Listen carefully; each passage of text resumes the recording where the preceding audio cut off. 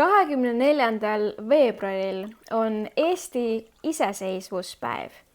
Nii et täna räägime aeglases eesti keeles Eesti sünnipäevast. Paljud inimesed, kes elavad Tallinnas või Tallinna lähedal, alustavad päeva juba vara, juba enne päikesetõusu. Miks? Sest Toompeal on kell 7:32 pidulik riigilipu heiskamise tseremoonia. Ehk siis me läheme Toompeale ja vaatame, kuidas päikesetõusul riigilippu ehk Eesti lippu heisatakse.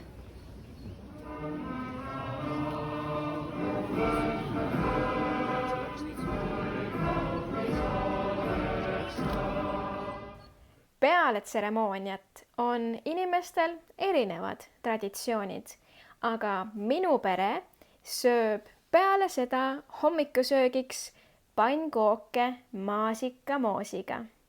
Lõunal toimub Tallinna kesklinnas pidulik Kaitseväe paraad, mida saab vaadata nii kohapeal kui ka kodus telekast.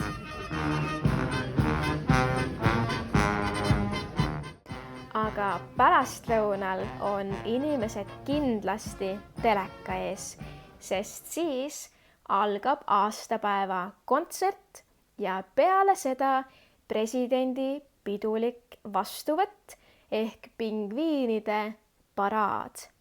Ja see aasta toimub vastuvõtt Paides.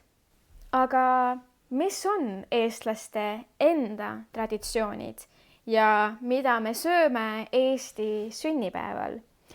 Mul on selle kohta YouTube'i video, nii et mine vaata, mida eestlased rääkisid.